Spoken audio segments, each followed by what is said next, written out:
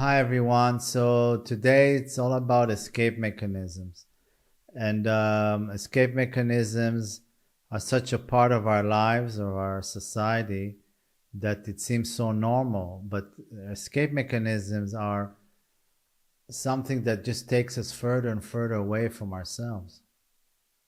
And if we want to come back to ourselves, realizing who we are beyond ourselves, beyond the relative, then we have to start escaping ourselves. We have to stop it. And we can actually use what we face when we stop escaping ourselves. We can use it as a leverage. So what are our escape mechanisms, and why do we use them?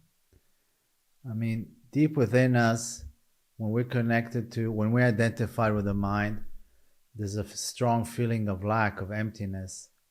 Therefore, we're constantly busy with chasing gratifications and strong stimulus to our senses, to our mind, in order to feel that lack. So it can be with sugar, with alcohol, with constantly buying new things that will excite us, by taking drugs. I mean, the list goes on and on. Watching a lot of TV with our phones. And it's just a way to feel that hole that we have, the hole of separation. And humanity functions like that. If we look at our whole humanity, I mean, drinking excessive alcohol is part of many cultures, drugs, the modern culture with the shopping and anything that is excessive, anything that is pulling us away from ourselves. So it's something that each one of us should really look at. When is he eating too much? And you can actually tell when you're eating there's a point that you're okay, you don't need to eat more, but there's a point when you start to stuff yourself, and then you don't feel anymore. Yeah, there's a point that you're just blocking something, or we're sitting in front of the TV too much, or alcohol that intoxicates you and you don't feel yourself anymore, that you're doing on a daily basis.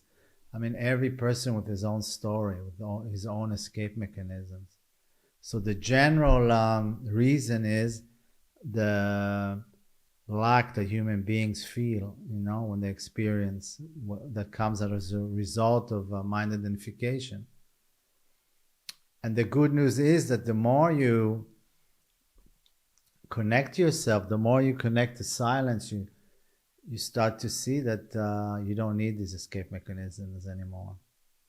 That you start to feel full and whole, that they're not needed. By the beginning, there might be, if you a lot of frustration. If you cut off your escape mechanisms, it might be difficult, because part of what the escape mechanism do, part of what they do is that they also block unwanted emotions, fears, different things that as a child you suppressed, you couldn't handle. So the escape mechanisms are basically also an escape mechanism from facing your shadows. Yeah. So as a child, you grow up and your personality is created. Part of it is created with layers of escape mechanisms. This is who you are. And you have a layer on top of layer on top of layer in your personality that is just separating yourself further and further away from your essence. And like I said, part of what you need to do is integrate everything, basically feel everything that you're escaping from. And when you feel it from the space of the watcher, then what you've been hiding from, running away from, is serves as a leverage to realize who you truly are. So it goes hand in hand. You deep in silence, you meditate, and you also face your escape mechanisms by doing that. And then what's behind your escape mechanisms, and again, it helps you deepen the watcher, deepen your meditative space, because you're not getting involved with it anymore. You're not escaping it. You're not suppressing it. You're just watching it. And who's the watcher that is watching your escape mechanisms and the root underneath them? The watcher is your true self, The watcher is your true self that does not need to escape. So it's very important part of the path to freedom, and for my understanding should be integrated with aloneness and silence, because putting yourself in aloneness and silent situations is like going cold turkey. You cannot use your escape mechanisms anymore. Yeah, it's very powerful. You're just left with yourself as is, as you came to the world, before you created layers and layers on top of yourself, Because like I always say, yeah, personality is needed, but the personality is not aligned with who we truly are, the free human beings that we are, then it just blocks our interaction with life. Then all the layers of escape mechanism just block ourselves. So yeah, escape mechanisms can also be in behavior. We create certain characteristics, certain how will I say, things in our character that are just basically there in order to escape ourselves, and then we're not authentic, and then it takes us away, further and further away from ourselves. So when we start to narrow down our escape mechanisms, we become much, much more authentic in our interaction, our behavior. And then we also simultaneously become more and more rooted in who we truly are. So our base is, our roots are in consciousness, and our so-called, our branches, like a tree, are in life, Otherwise, if we're a human being, just identify with his mind and his escape mechanisms, we're just stories. We're just identified with stories. We are the stories that run in our head. We have no connection to life, and not connection to anything that is beyond life. I mean, this is a very, very narrow way to live life, To be busy your whole life escaping yourself. And each person has his own escape mechanisms, and most people carry it their whole life. The same thing in their character that constantly repeats itself. Let's say the one who wants to always busy showing off, making sure somebody sees him. Or the one who constantly talks too much and doesn't let other people speak. Everyone with his own story. And it's such an integral part of the character, but does not need to be. Or the one who's overweight and eating all the time, cannot stop eating.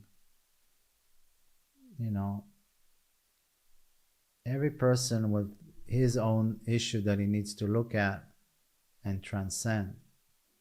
So if you really want to be free, we need to have the sincerity to look at our escape mechanisms and really go beyond them, face them. Yes. Extremely important. Once you face your escape mechanisms and you cut them, you don't participate anymore. You don't follow them. Then you face the emotions that are behind it.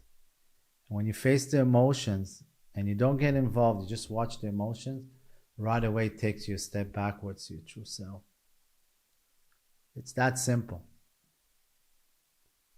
And when you face the emotion, you realize the emotions are not relative to the moment. That actually, it's some kind of a memory, and the emotions they're nothing to be. They're not. They don't need to be run away from. You don't need to run away from them.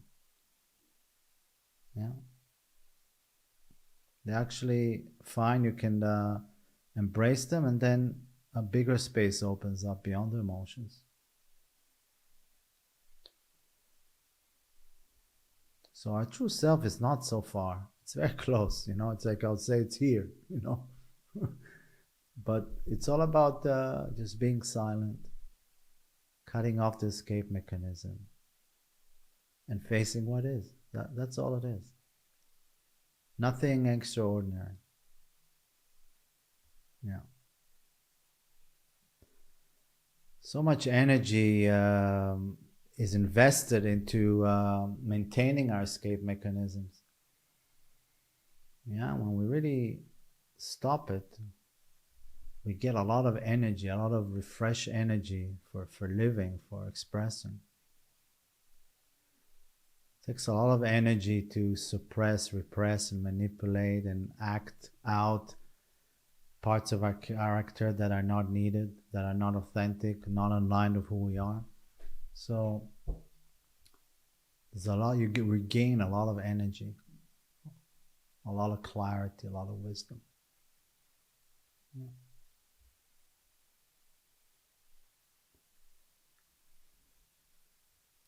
Okay, thank you for listening. Bye-bye.